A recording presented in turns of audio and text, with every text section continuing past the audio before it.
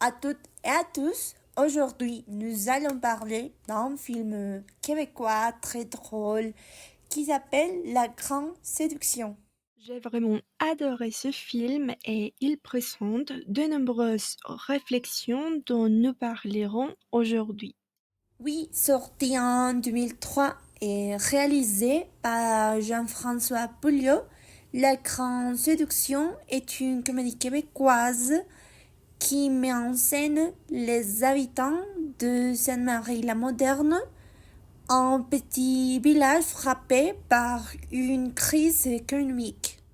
À mon avis, ce film illustre les difficultés auxquelles sont confrontées les petites communautés rurales.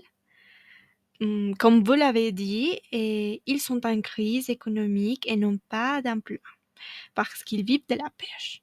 Mais la communauté voit une opportunité de progrès grâce à la construction d'une usine. Toutefois, une condition essentielle doit être remplie: convaincre un médecin de s'y installer en permanence afin d'attirer les investisseurs. Et c'est là que commence toute l'intrigue du film. Les villageois élaborent un plan pour convaincre le docteur Christopher Lewis, un jeune médecin citadin, de rester avec eux pour toujours. Certes, la tâche semble ardue, mais nous l'observons avec l'humour tout en explorant l'identité du petit village et son besoin de changement. Je voudrais commencer par cette idée de l'identité du peuple.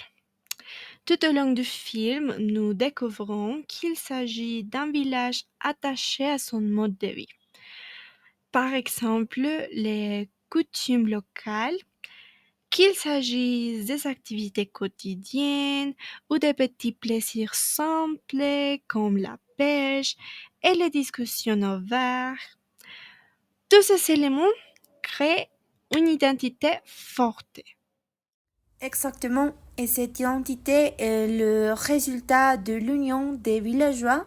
Pour moi, c'est l'un des aspects les plus remarquables du film, la solidarité entre les habitants et leur union dans les moments difficiles. Ils sont prêts à faire tout le nécessaire pour protéger leur communauté et préserver leur mode de vie. Bien que leur stratégie repose sur des mensonges comiques, elle traduit leur détermination et leur ingéniosité face aux défis. Oui, et ces liens entre les habitants nous rappellent que l'identité d'une communauté ne se limite pas à un territoire, mais se définit surtout par des valeurs partagées et une volonté commune de construire l'avenir. En changeant un peu de sujet, pour faire une autre réflexion, j'aimerais vous poser une question.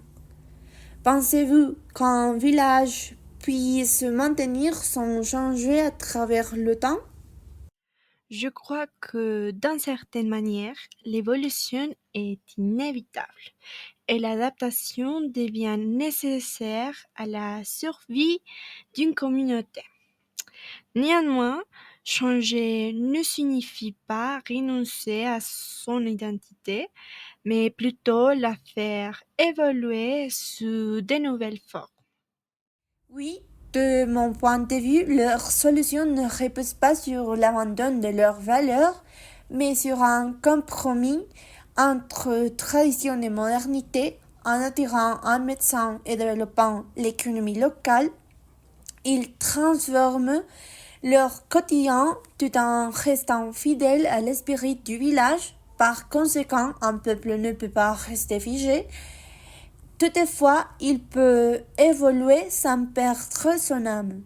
Très intéressant, et je voudrais maintenant vous demander si, après avoir vu les films, vos perspectives ont changé d'une manière ou d'une autre.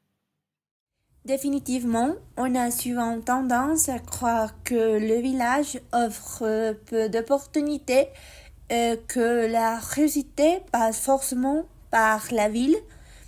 Or, la grande séduction propose une autre vision. Les petites communautés possèdent des richesses précieuses comme la solidarité, l'ingéniosité et un profond attachement à leur mode de vie. Malgré tout et en dépit de difficultés économiques, un village peut se réinventer et créer ses propres opportunités. Vous avez raison. Ces films invitent à repenser notre conception du succès et du progrès. La ville n'est pas l'unique lieu d'épanouissement. Les villages ont aussi du potentiel à condition de savoir innover. Personnellement, il m'a amené à réfléchir sur l'importance de croire aux opportunités, même là où elles semblent invisibles.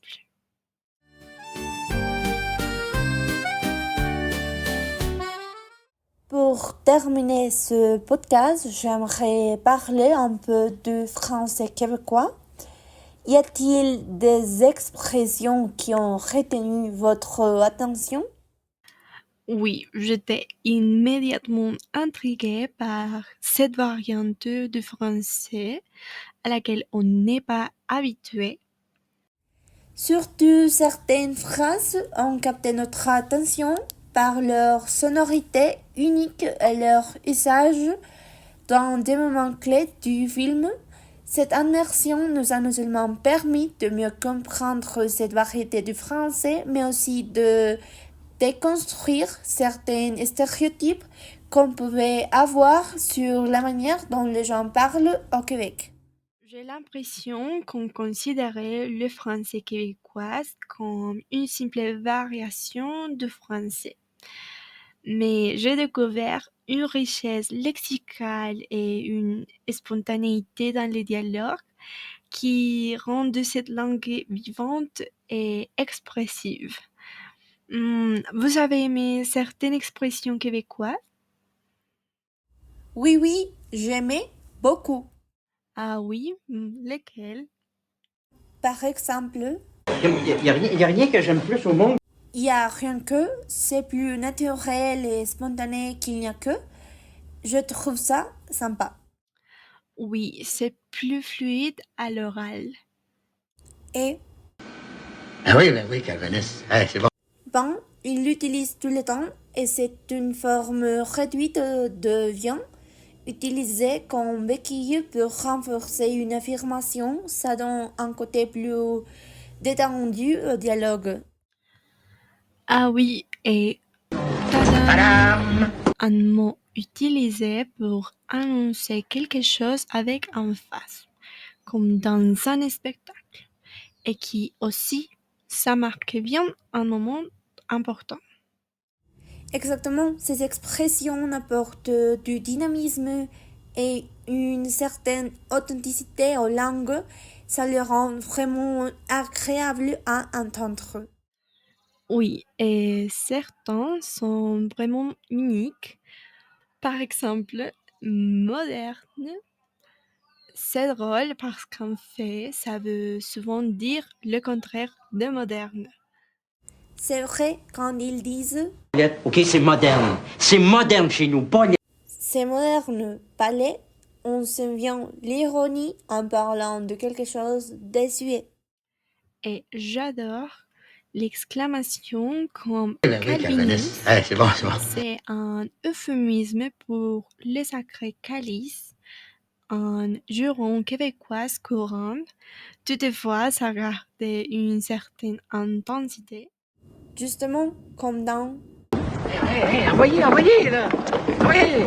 on se vient l'urgence, envoyer ici signifie dépêchez-vous, ça donne du rythme au dialogue. Exactement. Et puis, je me viens, on est dans la Marthe. C'est tellement imagé et c'est plus expressif que on est dans la en français de France. On est dans la marde. Oui, tout comme. On n'a aucune maudite idée. Aucune maudite idée. Ces maudités rajoutent un effet dramatique. C'est plus fort que juste dire aucune idée. Bref, les Québécois a une grande richesse. Au début, si je suis honnête, je trouvais ça un peu étrange, mais maintenant, je trouve que ça donne une vraie identité à la langue. C'est clair, plus j'écoute ces expressions, plus je les trouve naturelles. Oui, elles donnent vraiment du caractère au dialogue. Par exemple, puis à la place de et puis, c'est tellement plus spontané. Blanc comme ça. Puis ici, là, on va mettre quelque chose. C'est ça qui est génial avec le québécois. Avant, je pensais que c'était bizarre, mais maintenant, je trouve ça super bien. Moi aussi, c'est unique, expressif et franchement, ça donne envie d'en apprendre plus. En conclusion, cette expérience nous a permis d'élargir notre compréhension du français québécois et de mieux apprécier les nuances culturelles qui sont associées. On pense qu'il est essentiel de s'ouvrir à ces variations linguistiques pour mieux comprendre la diversité du monde francophone. Bien sûr, avant de voir les films, nous avons l'idée que le français québécois était difficile à comprendre et qu'il sonnait moins harmonieux que le français de France. Cependant, au cours du film, notre opinion a évolué. Tout à fait. Bien que certaines tournures soient très différentes du français que l'on maîtrise, on a trouvé fascinant de voir comment elles s'intègrent dans le contexte du film pour renforcer les émotions des personnages. C'est certainement un film très enrichissant pour découvrir la culture du Québec et sa variété linguistique et nous recommandons à tout le monde de le regarder. Oui, et voilà, nous sommes arrivés à la fin de notre podcast. Merci d'avoir écouté et à bientôt.